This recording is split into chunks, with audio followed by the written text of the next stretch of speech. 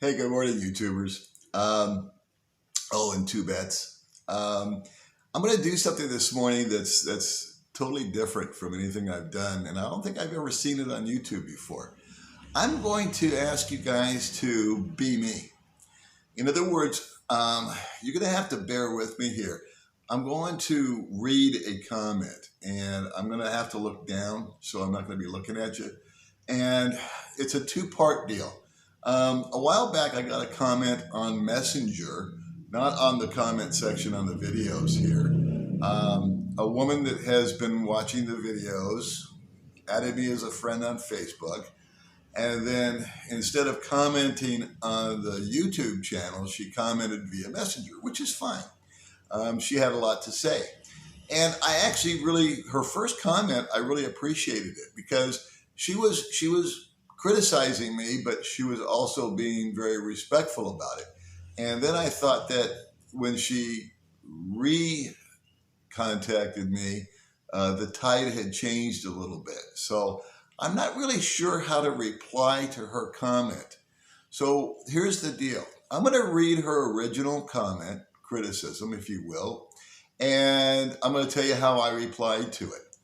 And then after I replied to it, she watched another video. She watched a video about me being stuck in the airport in Saigon. And so if you've watched the Saigon stuck in the airport video, I think it's called Saigon to Manila, My Day in Hell or something like that. I want you to reply to her here on YouTube. And let's see if we can't get a conversation going. And I doubt that she'll reply directly to that. She'll probably reply to me because she values her privacy a lot. But let me go ahead and read her original comment. And excuse me, I'm going to be looking down, okay? Hi, Paul. I've watched some of your vids on YouTube. I'm a Filipina, university educated, and I have a good job near Manila. I have to say I agree with some of the things you've said in your vids, but I also respectfully disagree with some others. The Philippines is not just Dumaguete or Cebu, true. And not all Filipinos are poor, hungry, uneducated, and money grasping. Another true statement. Some have good jobs, can support themselves, have traveled to Philippines and other parts of the world. I respect what you've put out there regarding your vids and experiences, but it's also only one person/foreigner's view of Philippines. I have to pause right there. I don't know what else it could be. I'm just one guy explaining my views, but that's okay. She's still being very nice. The Philippines. I saw your Facebook link from one of the comments in your vid, so I decided to drop you a note. I initially watched your Filipina scammer vid and from then watched others. If you're interested in having a convo, just drop a message. I'm in a relationship with a white guy from the UK. He is only 11 years older, so not much age gap. It's a serious relationship. We've been together several times, and he's been reading and watching many expat vids. Those led to one of your vids to be suggested regarding Dumaguete. One of my bosses is from there. She graduated from Silliman University and raised two sons, now adults, by herself. She's not the typical Dumaguete poor province girl. I think most of the women you've talked to are young and poor, and they're not representative of all Filipinas. But yes, poverty is all around, and life is harder in Visayas than it is in Luzon, I think. Again, I respect your opinions, but I don't disagree with all of them. And thank you for your vids. Drop a message if interested. Salamat. Well, now, I think that's a very, very good comment. I mean, all in all, I think she's being a little narrow-minded in viewing my channel. And that, yeah, I am just one guy. And so I don't know what else I'm supposed to do. Multiply myself, you know. But she brings out a good point. A lot of the people that I talk to are just as she described. They're kind of poor. Um, but to me, let me back up. What she doesn't know is that I am associated with and I am friends with educated, wealthy, well-to-do families here in Dumaguete also. I just don't find them that interesting. They remind me of Americans that can speak two languages. So my reply to her was pretty simple. I said, thanks for the feedback, because it did make me pause and think a little bit. It was a comment that she had put some time and energy into, and it wasn't some guy calling me a sex pat or all the other lovely things that you get to hear when you have a YouTube channel. So recently, she wrote me another comment, and this is the one that I want you guys to comment on, because when I was reading it, I got this weird feeling in my stomach that my ex-wife had a cousin somewhere. Because she's exhibiting some of her traits.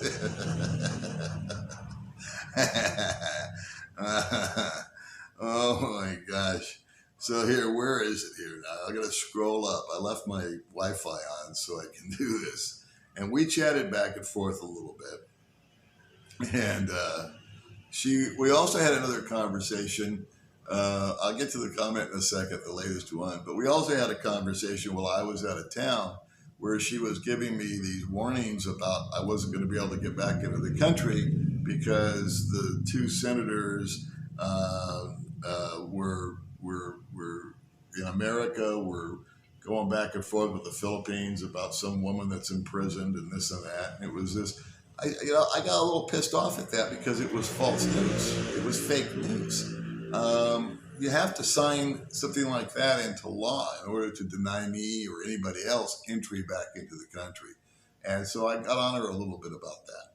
But anyway, so we went back and forth on that.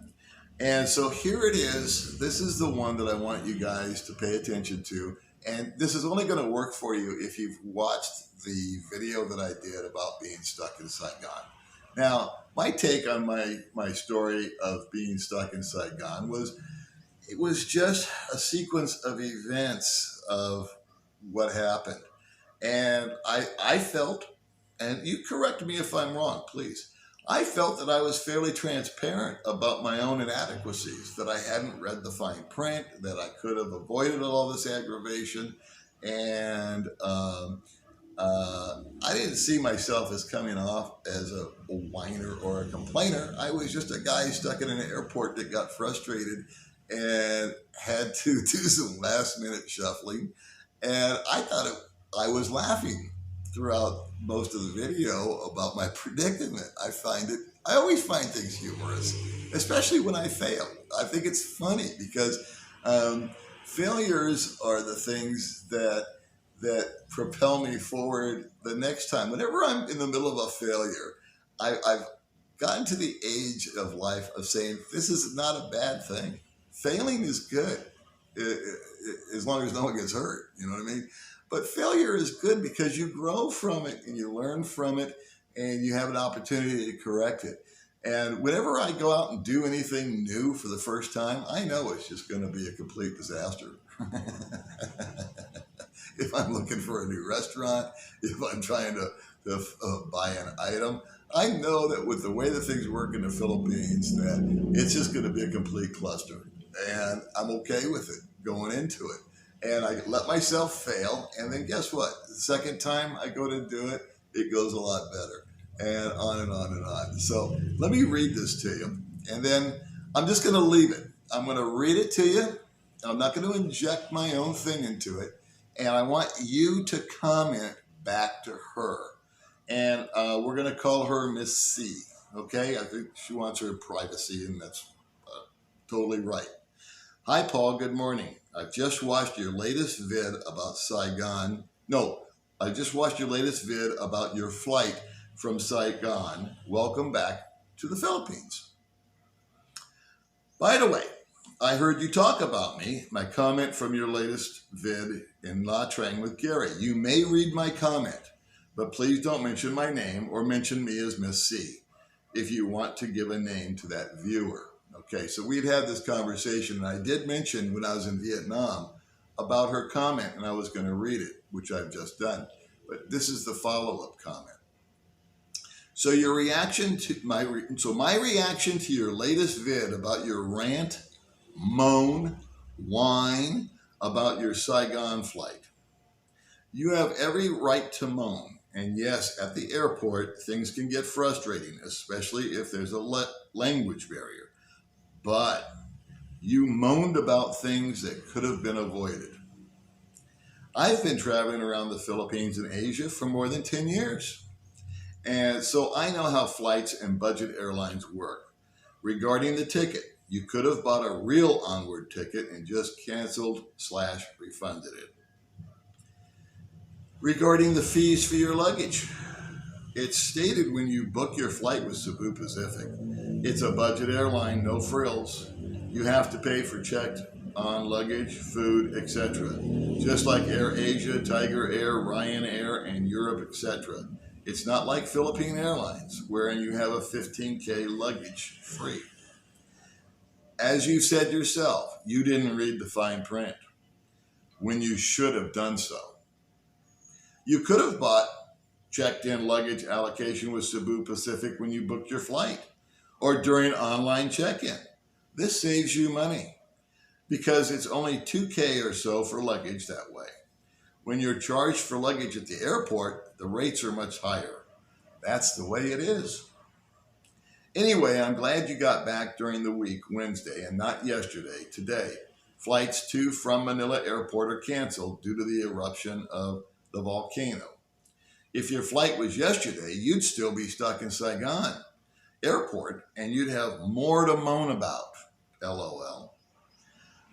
I live 1 hour away from Taal volcano. Loads of ash on the plants, streets, vehicles, etc. Zero visibility last night in Manila and Region 4A due to ashfall. Anyway, have a great week ahead. By the way, do you speak a little Visaya or Tagalog? I think you should make the effort since you've been living in the Philippines for several years now. My boyfriend knows a lot of words, phrases in Tagalog already. I've taught him some, and he also studies it a bit online. Cheers. And then she adds, we had a little back and forth because I couldn't figure out where her comment was, which was actually here on Messenger. But here's her last little salvo across my bow, okay? And by the way, I hope you don't mind me saying so, but you came across as a whining, winging American in your latest vid. But as I've said earlier, everyone has a right to whine. Just not everyone does it in public or YouTube. Okay, well, that's it. That's some of the feedback that I get here from the Little Old Dog New Tricks channel. And sorry for my stumbling and mumbling, but I'm trying to go back and forth and pronounce words that I have a hard time saying.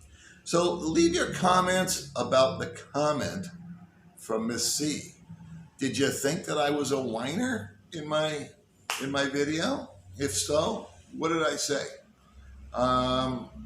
If you thought that I'm complaining and I don't know what else she was talking about, please feel free to chime in. I would be interested in hearing about it. All right, I'll see you guys later.